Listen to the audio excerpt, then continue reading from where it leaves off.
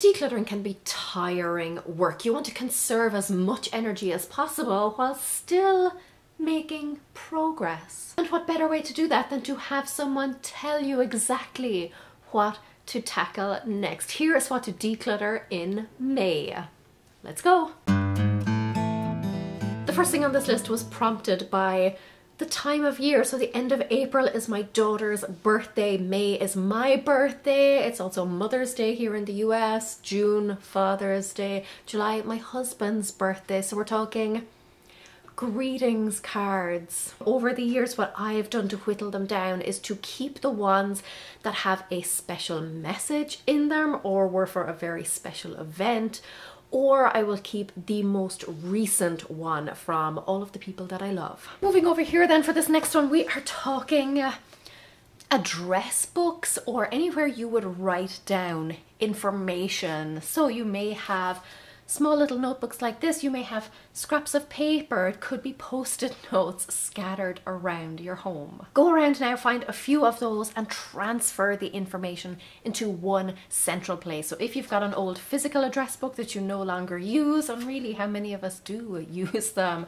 transfer all of that information into your phone. For all of those scraps of paper, maybe you've got to-dos, maybe you've got phone numbers, try and condense all of that information into one central place so you know where to look for it when you need it. And when we're talking about digitizing a lot of information, though you don't have to, you know, if you like a physical address book, stick with that. Just make sure that you only have one and not random phone numbers everywhere. But let's talk about digital media. I'm talking about shows that you stream, you know, ones that you have saved. I'm talking about your YouTube subscriptions list, your feed reader where you keep all of your favorite blogs, all of those types of things, wherever you would save media or content to consume later. Look, we're all stuck for time. How realistic is it really that you are going to watch all of those shows, listen to all of those podcasts, read all of those blog posts? Whittle your lists right down to the things that actually inspire and excite and entertain you. Not only is this going to save you time because you don't then have to work through all of those things, but it's going to save you ongoing time because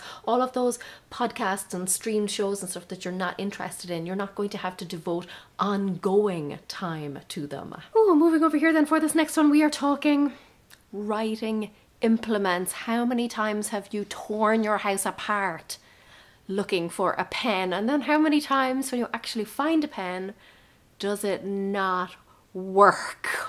Go through your junk drawer, your car, your desk, anywhere that you would keep pens, markers, anything like that, and make sure that they actually work and corral them all together and then try and keep them in one place like a little pen pot or a pencil case, or keep them all in your junk drawer. So when you're searching for one, not only will you know where to find it, but you'll also have the satisfaction of knowing it works. Oh, it's a game changer, that one. Okay, let's move upstairs for this next one. Okay, I have a good trick when it comes to this next one, and it might actually save you money, but we're talking about batteries. So many of them, kind of like pens, we can't find one when we need one, and then when we do, it's dead. And I always thought that I would have to buy one of those things that will tell you whether or not there is charge left in a battery, until I read about this wonderful little hack. What you do is you take your random battery that you're not sure if there's a charge left in or not, and you drop it on a hard surface. Now, one of two things will happen. Either it will bounce a little bit like a little bouncy ball. That means that the inside of it is empty. But if on the other hand it just falls straight over, that means it's more like a bowling ball. There is something inside there. Really quick and easy way to determine whether or not that random battery you found has a charge in it or whether you can go ahead and recycle it. Now let's talk about something else that is here beside me, and that is vases. My lovely neighbor bought me these flowers recently. They're starting to die off a little bit, but I still love them. Anyway, vases. I used to collect these. I used to have so many of them, and not just specific vases, but maybe you're keeping other things to use as vases, mason jars, etc. If you have more than you could ever want or need, whittle down your collection. When I got right down to it, I realized I only ever used 2 vases, these kind of tall thin ones or else the short stout ones. Those 2 will do for pretty much every bouquet that I could ever use them for. Okay, upstairs for this next one, if you're a bookworm, you're not going to love me right now, but bear with me. Now I'm really talking about those books that you know in your heart of hearts you're never going to read or you're never going to reread. I went through a phase of believing foolishly that I had to like classic literature if I really wanted to call myself a bookworm or a serious reader. And so I forced myself to struggle through the misery that is War and Peace. I'm sorry if you like that book. I thought it was awful. Those are the books I'm talking about, the ones that you feel that you should read or the ones you feel you should like, but really you just don't. I let all of that stuff go, and if that's you, you should too. Now let's move on to jewellery. Getting rid of all of those pieces that don't reflect who you are, or maybe never reflected who you are. All of those pieces that just aren't your style. It's time to choose the pieces that you really cherish, the things that you really love, and the things that you're actually wearing, and then let some of the rest of it go. If it's something that's more of a costume piece, you can maybe give it to a child, otherwise consider donating it, or if it's very expensive, you could try selling it. In some cases, if it's still in the original box that it came in and you've never worn it, you could even consider gifting it. And if there's a piece in here that's more sentimental, you know, you don't really wear it, but you do still want to keep it, then consider separating it out so it's not getting mixed up with all of your everyday jewellery.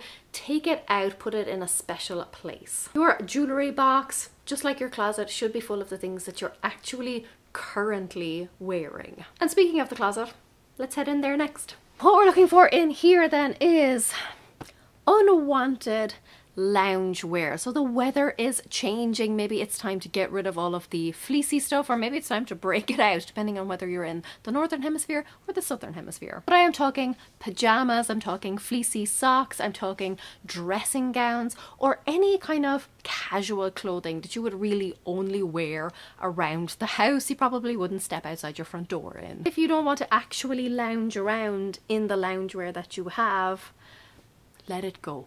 We're outside for this next one. It is any outdoor decor. So it might be fairy lights, it might be those solar lights, it could be little statues or garden gnomes or bird baths or little bird houses. If it's not adding to the appeal or the attractiveness of your outside space, it's time to get rid of it. Now, if you're thinking that you want to make more progress on your decluttering journey, but something seems to be slowing you down or standing in your way, you need to know about these decluttering secrets. They're all the things that are stopping you from getting the big results that you want. Go find out what they are, and until next time, go raibh míle maith agaibh. Agus feicim mé sibh se glua.